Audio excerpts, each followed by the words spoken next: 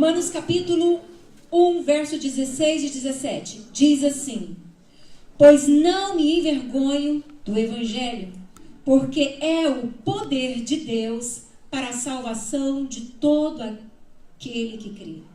Primeiro do judeu e também do grego, visto que a justiça de Deus se revela onde, igreja? No evangelho, de fé em fé, como está escrito. Vamos ler juntos? O justo viverá por fé. Feche os seus olhos, Pai. Eis-nos aqui, Senhor, reavivados, porque a Tua presença faz isso conosco, e também com o coração aberto para ouvir aquilo que o Senhor tem para ministrar. Somos do Senhor, estamos aqui para servir o Senhor e queremos aprender com o Senhor. Senhor, o Senhor sabe que eu sou um vaso, talvez o mais pequeno dentre todos que aqui estão. Mas estou aqui, Senhor, para que o Senhor seja glorificado, para que a Tua palavra seja revelada. Fala conosco, pelo poder do nome de Jesus e do Espírito Santo. Amém? Pode se sentar, queridos. Hoje eu quero falar um pouquinho, vou encurtar um pouquinho o tempo, eu sei que o relógio já está avançado, mas hoje eu quero falar sobre o Evangelho. Nós, essa semana, trabalhamos hoje de manhã o tema, o evangelismo. Nós estamos falando dos nossos 7 valores como igreja, aquilo que nós temos como base, aquilo que nós cremos e não abrimos mão.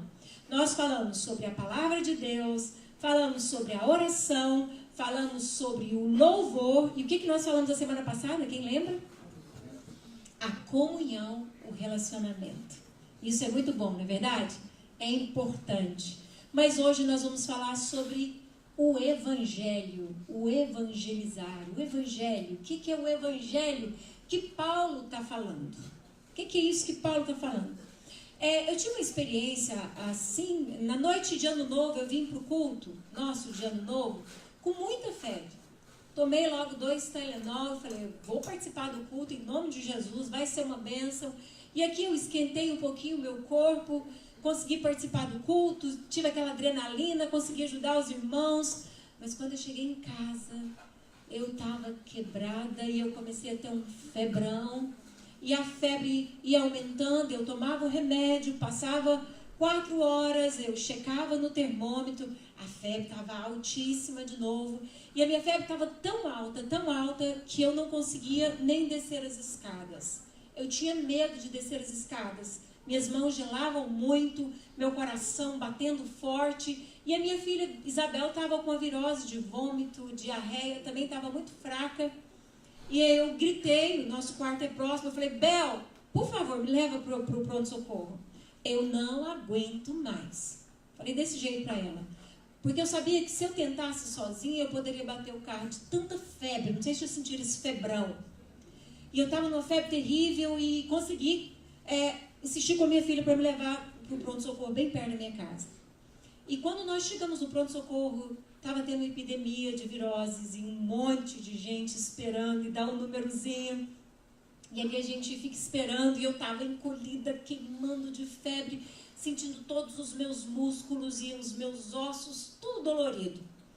Até que, pela misericórdia de Deus, me mandaram de novo para outra salinha e checaram a minha febre e viu que a minha febre estava altíssima, fora do normal.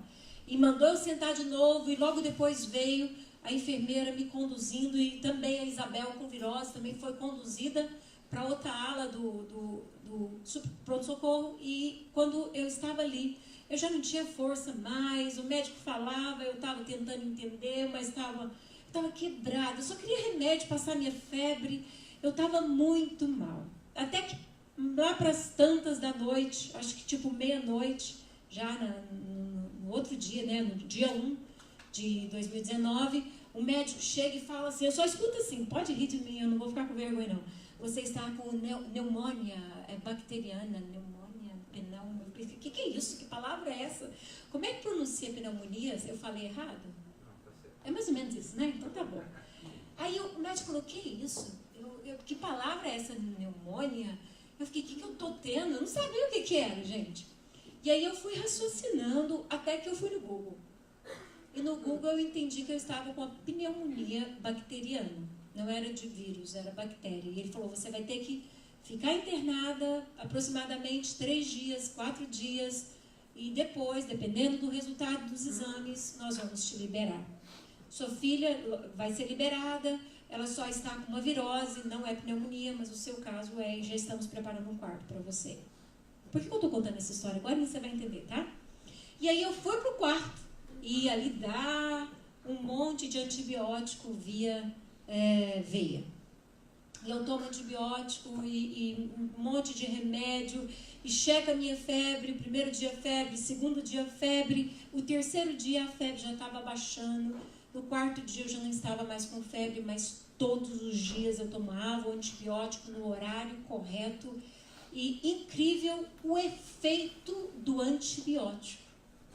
Interessante, muitas pessoas tomam uma medicina, um medicamento, sem entender o efeito que ele exerce sobre o seu organismo, sobre o seu corpo.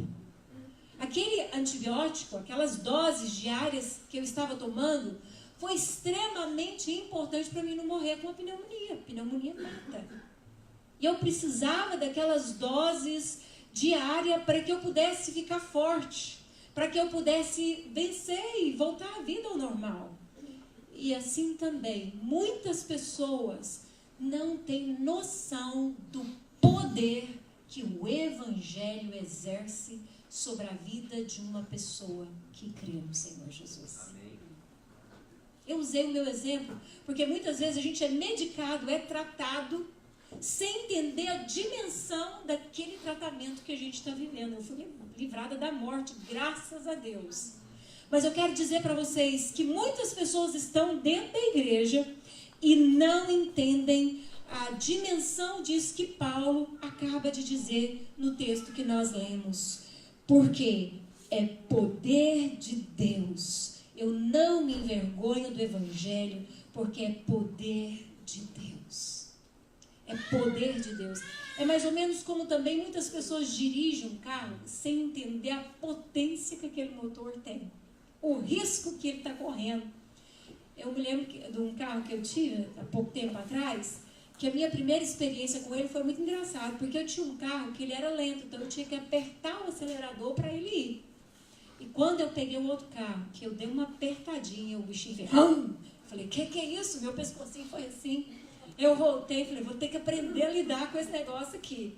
Não era bem legal para mim, graças a Deus eu não estou com ele mais. Mas assim também, muitas pessoas não têm noção do poder do Evangelho. Paulo está falando sobre isso aos Romanos. A epístola que Paulo escreve aos Romanos, capítulo 1, verso 7, conta para quem que ele está escrevendo. A todos os amados de Deus que estais em Roma, chamados para ser de santos, graça a vós outros e paz da parte de Deus, do nosso Pai e do nosso Senhor Jesus Cristo. Paulo está escrevendo aos romanos, os cristãos que estão em Roma, e ele está dizendo em voz meio que ousada, eu não me envergonho do Evangelho, porque é poder de Deus. Por que ele está falando não me envergonho? Para os novos convertidos que estão em Roma. Não sei se você já perguntou isso, já parou para analisar? Havia uma atmosfera de crítica. Havia um povo que achava senhor do conhecimento, que estava trabalhando e lutando para combater a pregação do Evangelho. Tanto no meio dos judeus quanto no meio dos romanos, havia um levante contra os homens de Deus, tentando inibi-los, tentando impedi-los de pregar o Evangelho. E quanto mais eles tentavam inibir, mais esses homens anunciavam o Evangelho e o poder de Deus se manifestava. Havia curas, havia conversões, havia libertação. Deus operava com sinais e maravilhas.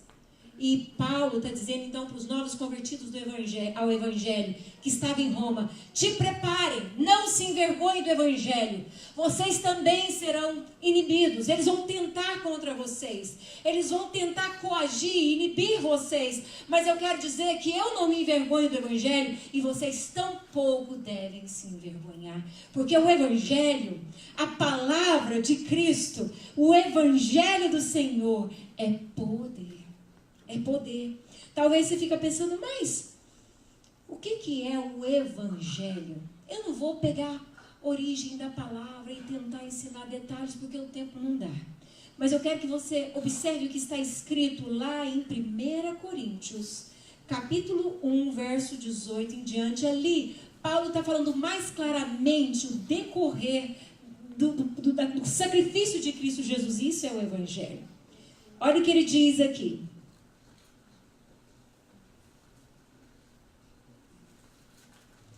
Eu quero que você abra primeiro em 1 Coríntios, capítulo 15. Depois a gente vai ler o segundo, que é 1 Coríntios 1. Vai lá em 1 Coríntios, capítulo 15. Olha o que diz. Quem achou, diga amém. Quem não achou, fala misericórdia que a gente espera. Olha o que ele diz aqui, capítulo 15, do verso 1 em diante. Irmãos, venho lembrar-vos, o que, gente? O Evangelho que vos anunciei, o qual recebestes e no qual ainda perseverais. Por ele também sois salvos, se tiverdes a palavra tal como vô-la preguei, a menos que tenhais crido em vão. Verso 3. Antes de tudo, vos entreguei. Olha ele falando o que é um evangelho aqui. Antes de tudo, vos entreguei o que também recebi, que Cristo morreu pelos nossos pecados, segundo as Escrituras, e que foi sepultado e ressuscitou ao terceiro dia, segundo as Escrituras. Olha bem o que ele está falando. O que é o evangelho? Que Cristo morreu por nossos pecados, segundo as Escrituras. Ele foi sepultado e ao terceiro dia ele ressuscitou. Paulo está pregando isso aos coríntios. E eu quero agora que você anda comigo, ou melhor, aos romanos. Mas para você entender o contexto, vai lá em 1 Coríntios, capítulo 1 agora. Olha o que ele diz aqui. Era o cenário que envolvia a vida desses homens de Deus. Em 1 Coríntios, capítulo 1, verso 18, ele diz assim: certamente a palavra da cruz é loucura para os que se perdem, mas para nós que somos salvos é poder de Deus. Pois está escrito: destruirei a sabedoria dos sábios e aniquilarei a inteligência dos instruídos. Onde está o sábio? Onde o escriba?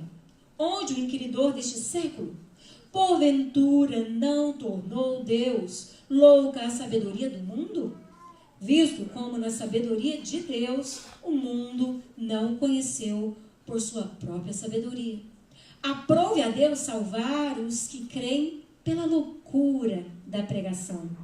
Porque tanto os judeus, olha o que os judeus pediam, pedem sinais, como os gregos buscavam sabedoria. Mas nós pregamos a Cristo crucificado. Ele pregava o Evangelho. Paulo estava anunciando o Evangelho. O que os judeus queriam eram sinais e milagres. Queria ver o poder, simplesmente. O que os gregos queriam era o conhecimento humano, a sabedoria humana. Mas o que eles receberam era o poder sobrenatural de Deus. Eles entenderam o preço que Cristo pagou por eles.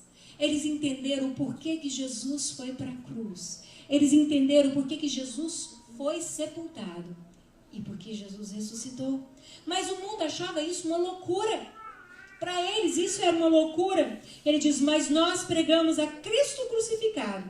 Escândalo para os judeus, loucura para os gentios, mas para os que foram chamados, tanto judeus como gregos, pregamos a Cristo, poder de Deus e sabedoria de Deus, porque a loucura de Deus é mais sábia do que os homens, e a fraqueza de Deus é mais forte do que os homens. Paulo está dizendo, então, eu quero que vocês, igreja de Cristo que está em Roma, não tenham vergonha do Evangelho, porque o Evangelho é poder. O Evangelho não se limita à sabedoria humana.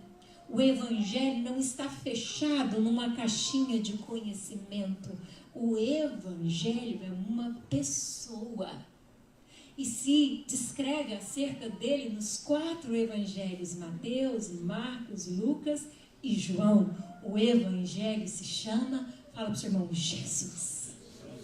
Jesus. É Jesus. O Evangelho é Jesus.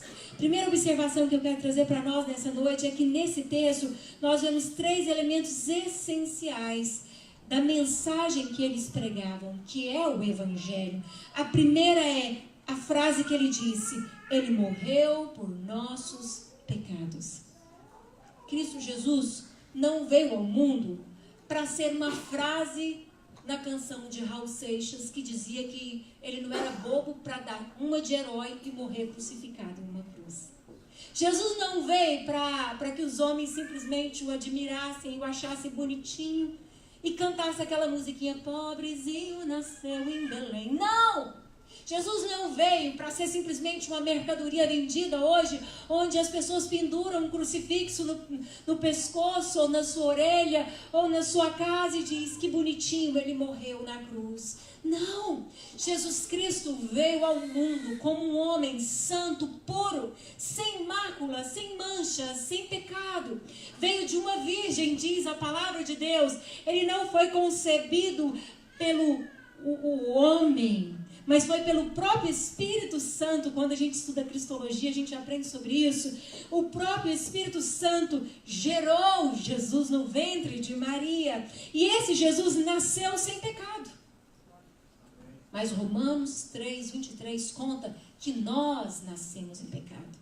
Romanos 3:23 diz: todos pecaram e carecem da glória de Deus. Romanos 6:23 diz que o salário do pecado é a morte, mas o dom gratuito de Deus é a vida eterna em Cristo Jesus. Então Jesus não veio para ser uma historinha bonita. Jesus veio para morrer no nosso lugar naquela cruz. Eu não poderia assumir aquele lugar porque eu já tinha nascido em pecado. Davi entendeu isso no Salmo 51, ele relata isso. Eu nasci em pecado. Davi entendia que a essência humana ela já vem com a tendência para pecar. Ninguém ensina uma criança a dar birra. Desde o berço uma criança já começa a dar birra. A Bíblia diz que a estultice está dentro do coração do homem. E é verdade, o ser humano, a criança baby já começa a dar birra. E o pai já tem que começar a colocar na linha, porque já nasce com uma tendência pecaminosa. Já está dentro, a sementinha do pecado nasce dentro. E para arrancar a sementinha do pecado, para tirar o pecado da humanidade, para dar ao homem um novo coração, um coração lavado pelo precioso sangue de Jesus, um coração puro diante de Deus, o Criador. Foi para isso que Jesus morreu na cruz. Isso é o Evangelho. Cristo Jesus assumiu o nosso lugar. Não porque eu era boazinha demais, você era bonzinho demais, porque nunca fizemos nada errado, não. Quando nós estudamos um pouquinho de teologia, a gente entende que isso é graça. O que é graça? Fala para o seu irmão, por favor. Imerecido. Eu não merecia, você não merecia. Nós não merecíamos. Mas a Bíblia diz em João 3,16 que Deus amou o mundo. Então isso procedeu de Deus e não de nós. Ele nos amou primeiro. João 15, verso 16, Jesus disse assim: não foi vocês que me escolheram a mim, eu vos escolhi a vós outros. Ele nos amou primeiro.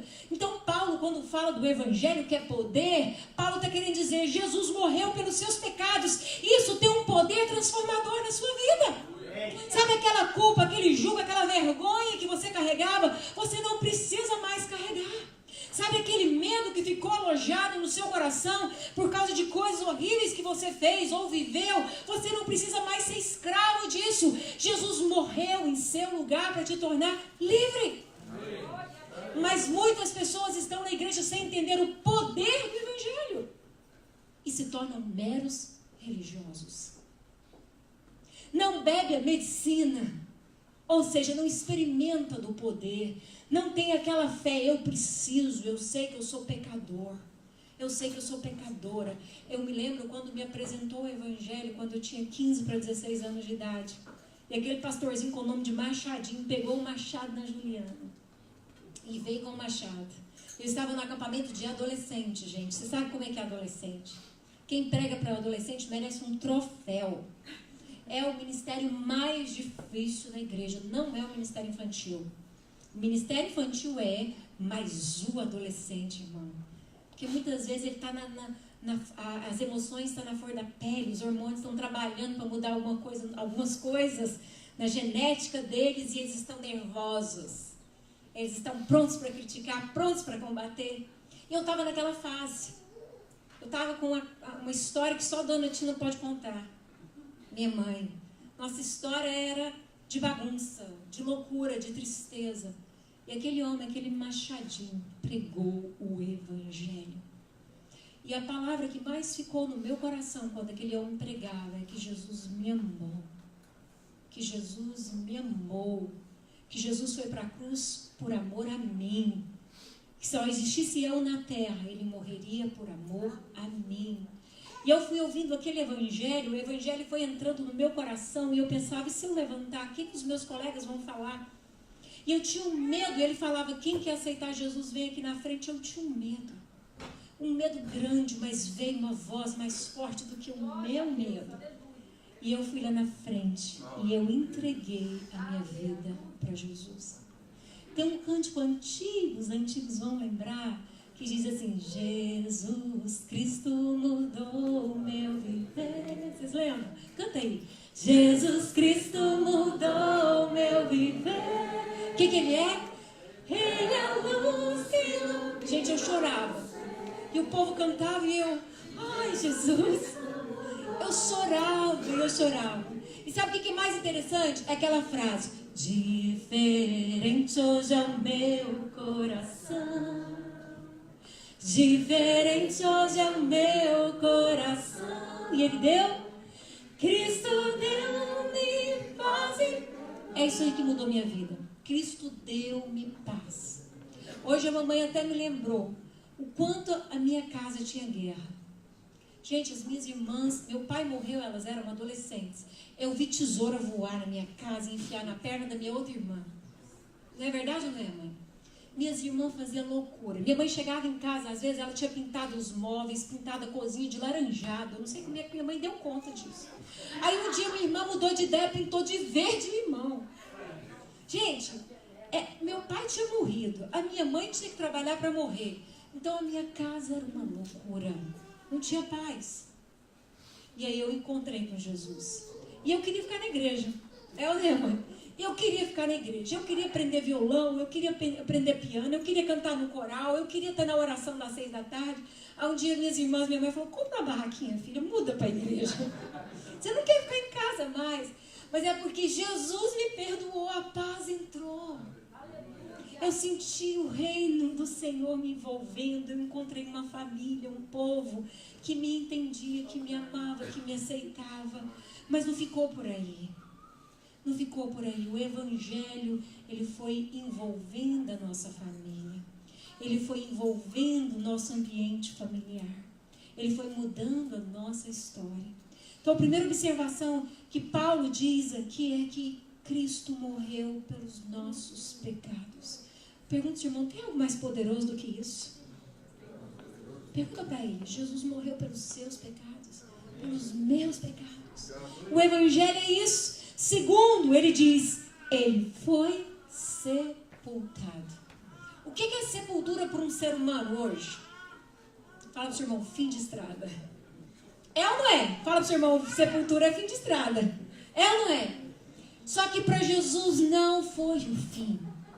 A própria história comprova, você vai lá hoje em Jerusalém, você vai ver túmulos de muitos homens, mas o de Jesus vai estar escrito, ele não está aqui, ele ressuscitou. Isso é o Evangelho. Ele morreu sim, a história comprova. Ele foi sepultado sim. Diz Mateus capítulo 27, depois você pode ler, um dos textos que mais me faz chorar. Quando Jesus se apresenta ressurreto, a morte não pôde deter o nosso Salvador. E sabe, queridos, talvez você não tenha dimensão disso, mas Ele está aqui hoje à noite. Esse Jesus que ressuscitou, que apareceu para um grupinho de mulheres, depois para um grupinho de discípulos, depois para mais outro grupo.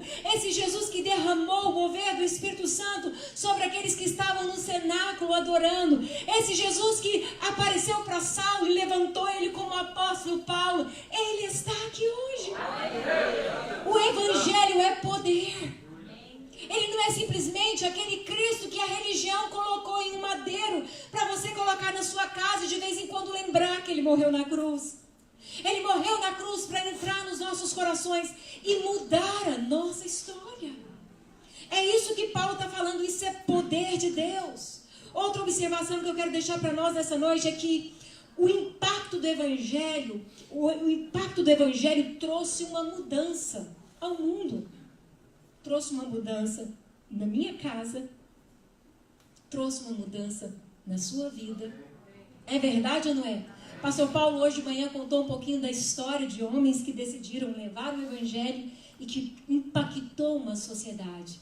O que eu quero deixar para vocês? Isaías, capítulo 9, verso 1 diz que a luz resplandeceu sobre as trevas.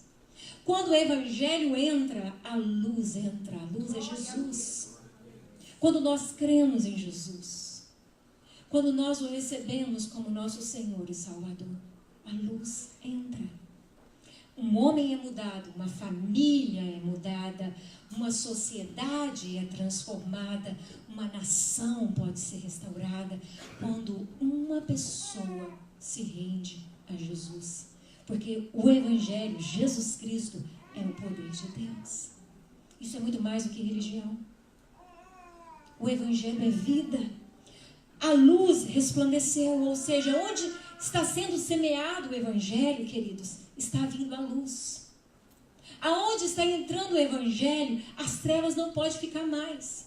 Talvez você fale, mas igreja é um lugar onde as pessoas pecam, eu sei tantas histórias ruins. Claro, queridos, nós estamos no mundo, nós estamos sujeitos a falhas.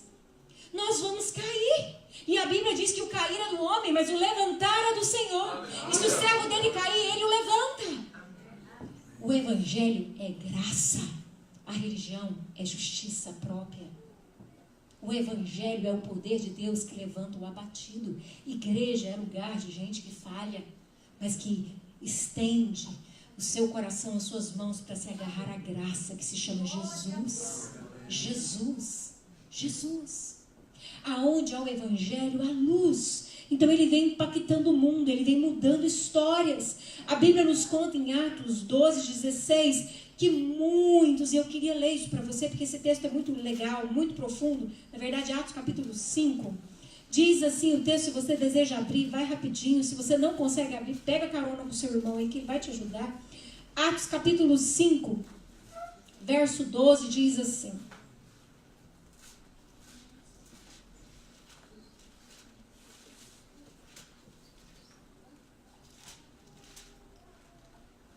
muitos sinais e prodígios eram feitos entre o povo pelas mãos dos apóstolos.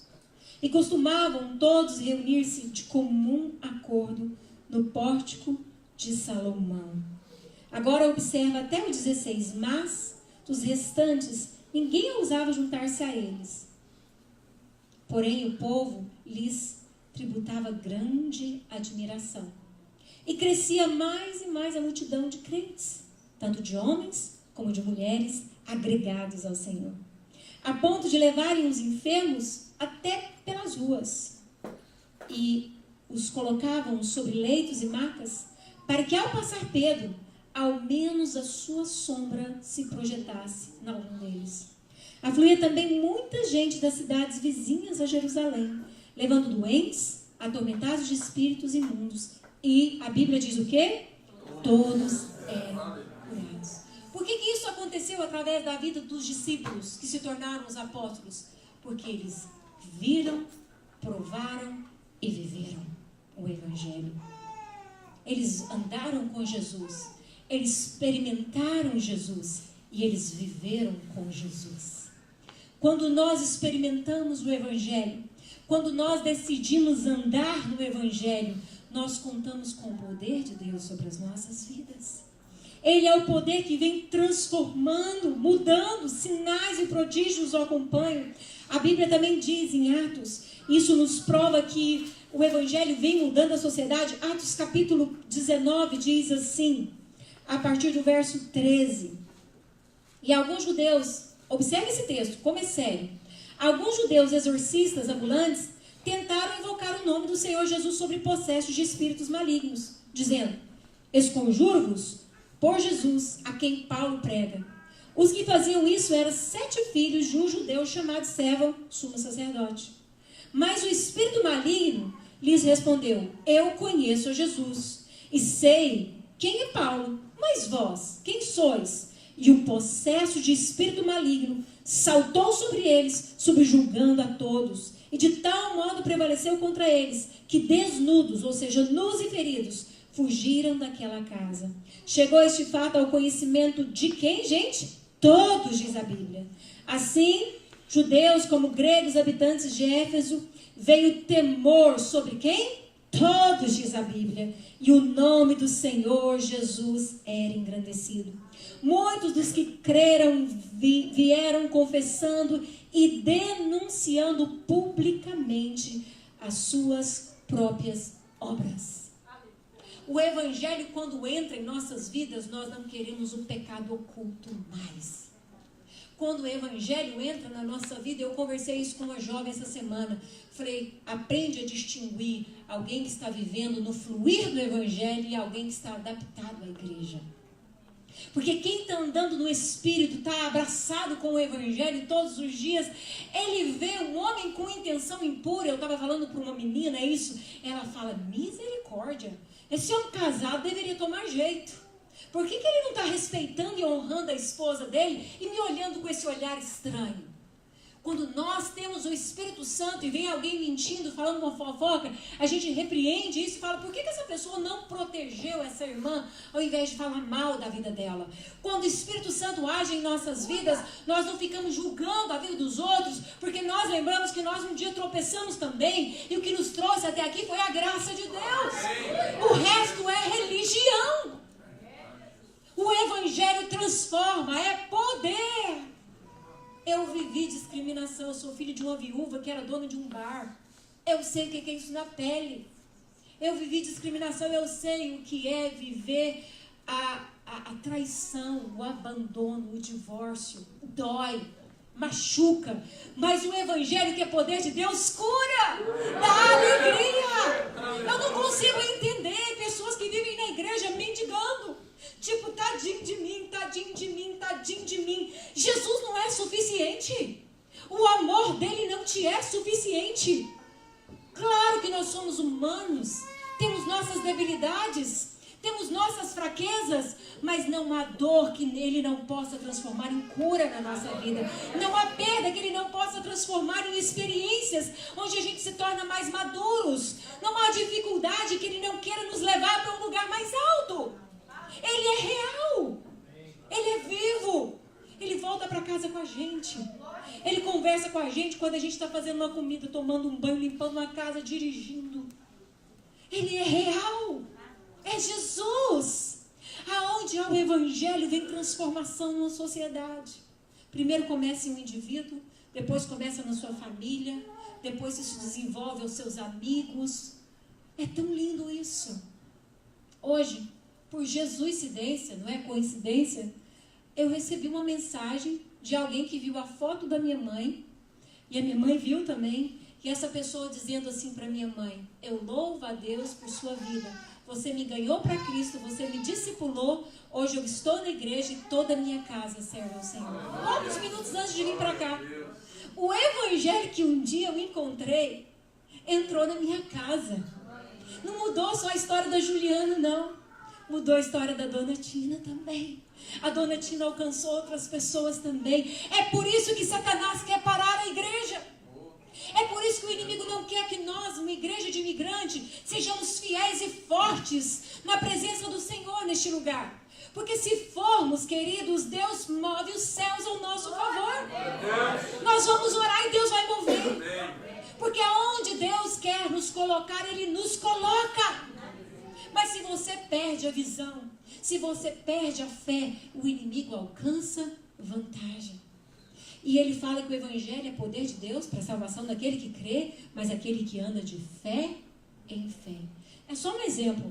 Não vai pensar que é heresia, é só um exemplo, tá bom? Imagina que em cima está Jesus. Ele morreu na cruz por mim, ele está aqui em cima. E eu estou ali embaixo. Ele fala, Juliana, eu te amo, eu morri por você. As minhas mãos estão estendidas para te socorrer. Vem, Juliana. E eu ouço o evangelho, ele fala que me ama e quer me perdoar. E eu venho e agarro na mão de Jesus. E Jesus começa a me levantar. Jesus começa a me aprumar. Jesus começa a me restaurar. A Bíblia diz que reconheça o Senhor em todos os teus caminhos e Ele endireita as tuas veredas tortuosas. E Ele começa a endireitar tudo. Mas eu, de repente, estou muito ocupada. Eu, de repente, tenho muito problema para resolver. Jesus, eu não tenho muito tempo com o Senhor mais não. E começa a soltar as mãos. Ou seja, não anda de fé em fé. A fé vai esfriando, os meus desejos são mais importantes, as minhas responsabilidades agora é prioridade, eu não tenho tempo para orar mais, eu não tenho tempo para ler a Bíblia mais, eu tenho um tempo para passar um fax para o Senhor dizendo, Senhor, responde, o meu desejo é comprar uma casa agora, o meu desejo agora é ter um filho, ou o meu desejo agora é melhorar a situação porque agora eu tenho um filho. A gente vai soltando essa vida de fé em fé. O problema não está em Jesus. O problema está onde nós estamos colocando as nossas mãos. Fala para o Senhor, deixa Ele te aprumar. Deixa Ele te levantar. O justo viverá pela fé. É uma caminhada. Então o Evangelho, ele vem trazendo um impacto no mundo. Outra observação, o Evangelho é a resposta que o mundo precisa. O mundo não precisa da Juliana, da história da Juliana. O mundo precisa conhecer o que Jesus Cristo fez na vida da Juliana. Vocês estão entendendo a diferença? O mundo não precisa de mim. Mas o que Jesus fez em mim é tão poderoso que eu posso fazer diferença na vida daqueles que estão hoje perdidos aí no mundo. Queridos, tem tantas pessoas desesperadas nessa hora. Tantas pessoas buscando talvez um remédio para dar um pouquinho de alegria no coração, porque a tristeza fala mais alto. Tem tanta gente agora pensando, eu suicido ou não suicido? Eu tiro ou não tiro a minha vida? Tem tanta gente agora desesperado, buscando um pouquinho de alegria no copo de álcool, de bebida. Tem tanta gente agora colocando o seu próprio corpo à disposição do pecado, em busca de um prazer que depois o faz se sentir a pessoa mais suja. Tantas pessoas longe desse evangelho poderoso. O evangelho é o que o mundo precisa. O que o evangelho é? Perdão. Não é isso que nós falamos? Paulo disse. O que o evangelho é? Salvação para todo aquele que crê no Senhor Jesus. O que o evangelho é? É a convicção da vida eterna com Deus. Isso é poder. É uma certeza de que a minha vida na terra, embora um dia ela tenha um tempo determinado que eu não sei, mas Deus lá no céu sabe, ela não para por aqui. Porque a Bíblia diz que Deus colocou a eternidade no coração do homem. E nós, quer você queira ou não, nós somos seres eternos. O corpo volta para a terra, mas o espírito volta para Deus. Quando nós entendemos o Evangelho, que Jesus morreu por nossos pecados, quando reconhecemos que somos pecadores e precisamos do perdão dele, quando entendemos que precisamos viver uma vida de caminhada com ele, que ele ressuscitou e ele está vivo e ele quer andar conosco, nós abraçamos o Evangelho. A nossa vida é transformada. O mundo precisa disso, do Evangelho. Talvez você esteja aqui hoje à noite se sentindo meio que chegou assim, como pulei de paraquedas nesse lugar. O que é que eu estou fazendo aqui hoje à noite? Eu quero dizer que você não está aqui por um acaso. Você não pulou de paraquedas, você não veio por aquilo que você estava pensando. Você veio porque Jesus quer te dizer nessa noite: eu te amo, eu morri na cruz por você. Você é precioso para mim e a sua história não para por aqui. A sua história não para por aqui. Mas é necessário você hoje estender as suas mãos e dizer: Jesus, eu aceito o teu Evangelho. Eu aceito o teu perdão, eu preciso dele. Eu aceito da tua misericórdia, a tua graça, a tua misericórdia, eu quero andar contigo. E para terminar, meus queridos, eu quero deixar para nós um texto nobre das Escrituras, que nós sempre citamos eles, porque faz parte de uma convocação, que é o Marcos capítulo 16. O Evangelho é o poder que transforma, mas o Senhor nos confiou, nos deu a responsabilidade de anunciar o Evangelho. Então, a última observação, a missão que Jesus nos confiou é levar o Evangelho a toda criatura. Marcos capítulo 16, verso 14, Jesus apresenta aos discípulos, depois de ter sido sepultado e ressuscitou, diz assim: finalmente apareceu Jesus aos 11, quando estavam à mesa, e censurou-lhes a incredulidade e a dureza de coração, porque não deram crédito aos que o tinham visto já ressuscitado. E disse-lhes: ide por todo o mundo e pregai o quê? O Evangelho a toda criatura. Quem crer e for batizado será? Quem não crer, porém, será condenado. E estes sinais hão de acompanhar aqueles que creem. Em meu nome expelirão demônios, falarão novas línguas, pegarão em serpentes, e se alguma coisa mortífera beberem, não lhes fará mal. Se impuserem as mãos sobre os enfermos, eles ficarão curados. Então, a última observação que eu quero deixar para vocês hoje à noite, o que Paulo estava dizendo para a igreja de Roma, para o povo que aceitou Jesus, é: não se envergonhe do Evangelho, mas dê continuidade à missão que Jesus começou. Leve o Evangelho a toda criatura. Não me envergonhe, mas você também não deve se envergonhar. O Evangelho deve ser para nós que entendemos o nosso bem mais precioso, o nosso maior tesouro, a nossa maior riqueza. Porque do que vale o homem ganhar o mundo inteiro e perder a sua alma? Do que vale? A Bíblia é cheia de textos que mostram para nós de forma clara: todos nós vamos comparecer diante de Deus. Aqueles que entenderam o caminho da graça, o Evangelho, o perdão de Jesus, a salvação de Jesus, e permaneceram andando de fé, voltarão para o Pai. Mas aqueles que ouviram, até entenderam, até achou legal, mas não creu com o coração e não andou com Jesus, a Bíblia diz que o que resta para eles é a condenação eterna. Para alguns, para a filosofia humana, para o conhecimento humano, essa pregação hoje pode ser... Mas para mim, que experimentei, eu posso dizer que é poder. Aleluia. É isso que Paulo está dizendo. Alguns vão olhar e falar: que é isso?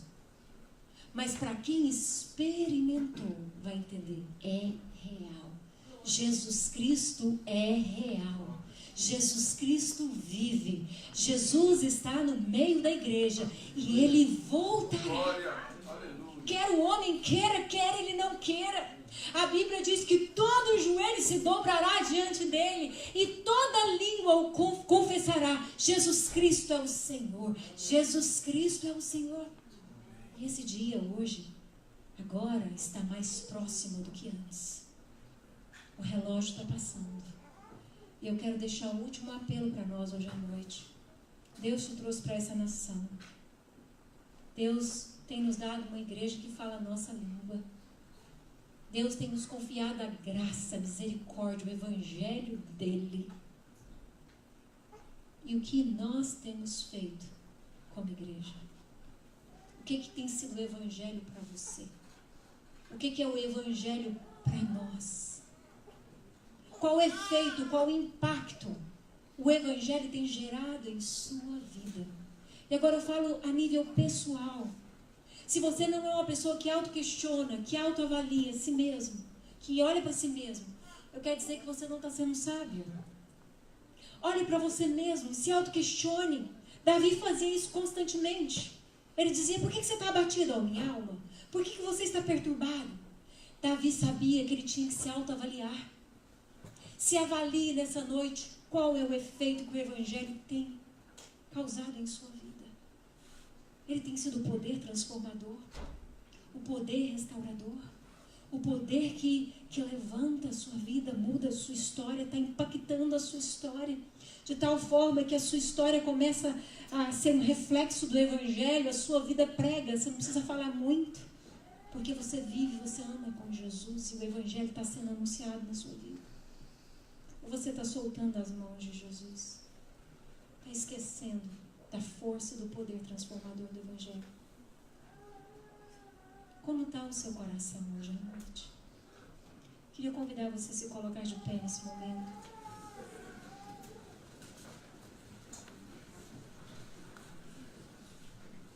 O Evangelho de Deus, o Evangelho do Senhor é poder transformador, é Jesus. É Jesus. Jesus morreu por mim e por você. Jesus foi sepultado no nosso lugar. Mas ele não ficou ali, ele ressuscitou. Ele tem a chave da morte e da vida eterna nas mãos. Ele anda no meio da igreja. E ele ainda quer salvar os corações. Ele ainda quer perdoar pessoas. Eu sei que esse momento às vezes nos dá a liberdade de conversar, mas eu queria pedir você para focalizar um pouquinho agora, fechar os seus olhos. Ouvir o que o Espírito Santo tem para dizer, porque a Bíblia nos diz, quem tem ouvidos para ouvir, ouça o que o Espírito tem para dizer. Para ouvir o que o Espírito Santo tem para dizer. Deixa ele ministrar no teu coração nessa hora.